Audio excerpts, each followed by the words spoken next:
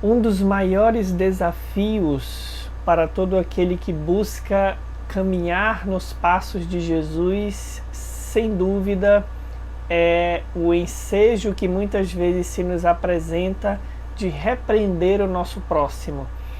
Aquele que convive conosco, seja no ambiente familiar, profissional ou de amizade. Essa necessidade vai se dar pelo fato de que, convivendo em sociedade, todos nós, nos dizem os espíritos, precisamos concorrer para o progresso uns dos outros. Mas como conciliar essa necessidade com a afirmativa de Jesus lá nas suas bem-aventuranças, quando ele nos já dizia que seriam bem-aventurados os misericordiosos?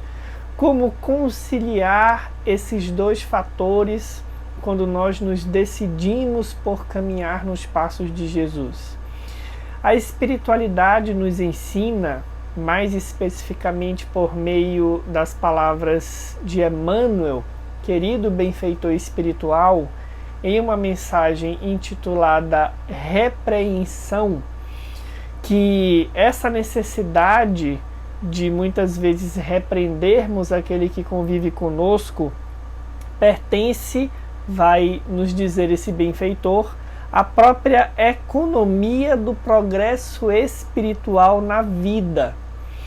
Portanto, faz parte da dinâmica dos relacionamentos, do funcionamento das sociedades, do fato de que nós devamos muitas vezes chamar a atenção àqueles que convivem conosco.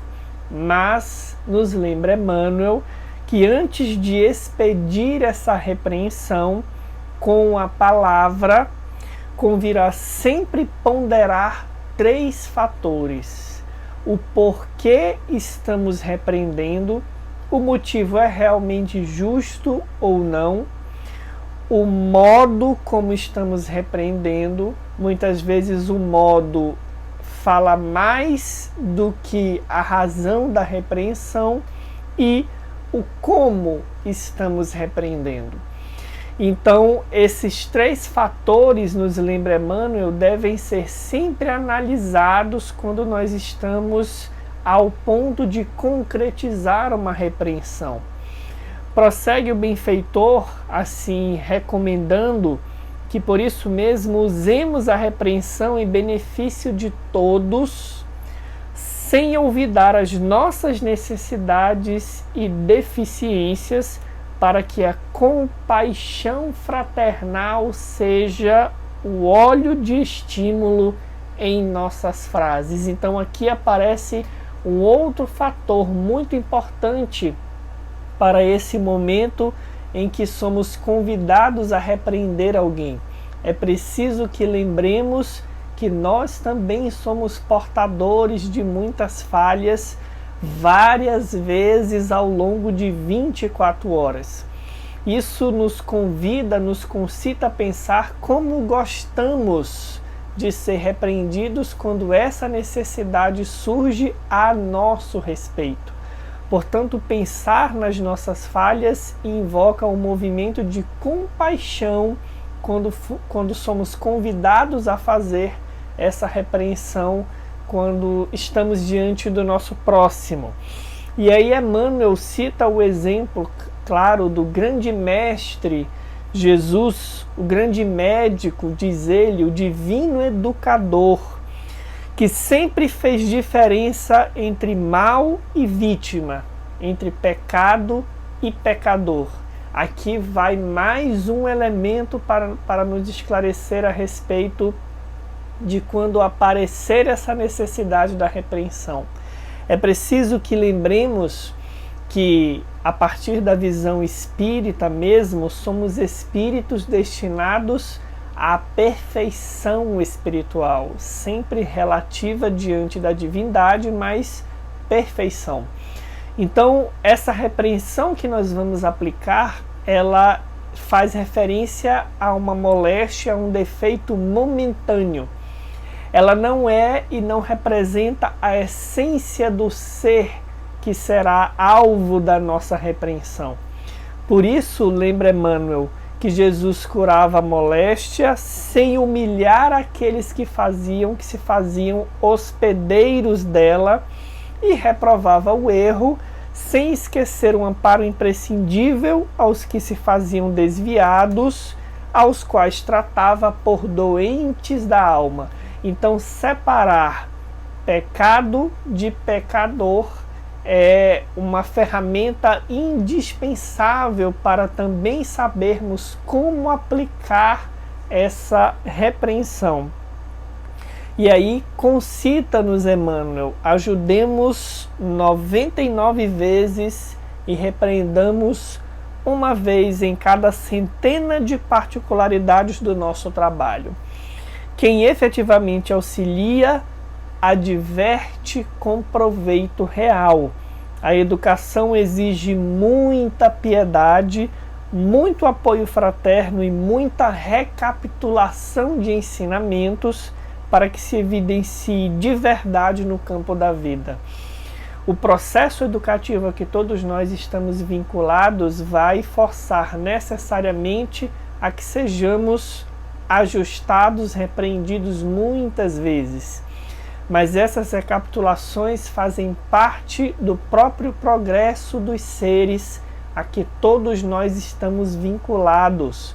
Daí a necessidade, como nos lembra o benfeitor, de muita piedade e muita misericórdia ao fazermos essa repreensão para com o nosso próximo. Vale a pena também citar lá no Evangelho segundo o Espiritismo, essa obra-prima que analisa os ensinamentos de Jesus do ponto de vista exclusivamente moral, desse recorte exclusivamente moral, onde lá no capítulo 10, bem-aventurados os misericordiosos, é perguntado aos espíritos, aos imortais, se ninguém sendo perfeito, isso significa que ninguém teria o direito de repreender o seu próximo. Ou seja, é-nos permitido repreender os outros, notar as imperfeições dos outros, divulgar o mal de outro. E aí os espíritos, com muita propriedade, muita sabedoria, nos ensinam que certamente não é essa a conclusão a tirar-se, porquanto cada um de vós deve trabalhar pelo progresso de todos, sobretudo daqueles a quem nos foi confiada a tutela.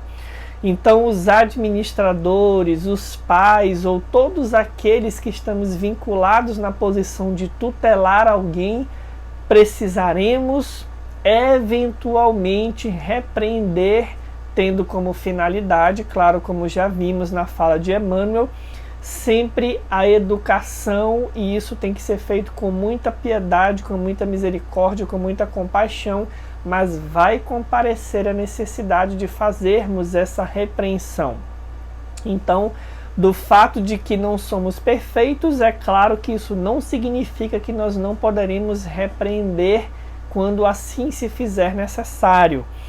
Mas, exatamente por isso, afirmam os espíritos que nós devemos fazer essa repreensão com moderação para um fim útil e não como muitas vezes fazemos pelo simples prazer de denegrir. Caso façamos por denegrir, pelo simples prazer de denegrir, dizem os espíritos, a repreensão é uma maldade. Mas caso façamos com o fim de sermos úteis, ela é mesmo um dever de caridade que manda ser cumprido com todo o cuidado possível.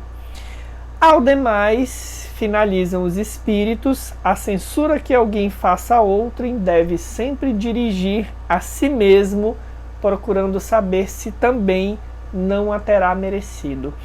Então, por meio dessas balizas que o Evangelho de Jesus nos oferece, iluminado pelo Espiritismo, fica um pouco menos complicado na hora de vivenciarmos esses conflitos éticos de como devamos proceder diante da necessidade de uma repreensão. É uma necessidade, muitas vezes, que devamos fazê-la, porque estamos concorrendo para o progresso uns dos outros, porque muitas vezes somos tutores do processo educativo uns dos outros, mas devemos sempre proceder com misericórdia, com compaixão, com muita piedade, lembrando que nós também temos as nossas falhas, e pensar, como nos convida Jesus, como gostaríamos de ser repreendidos quando essa necessidade se fizer para conosco. Por meio desses caminhos, é possível fazer uso da repreensão de forma cristã, de forma compassiva e misericordiosa. Deixa aí os teus comentários, a tua sugestão de tema, e até o próximo episódio de Nos Passos de Jesus.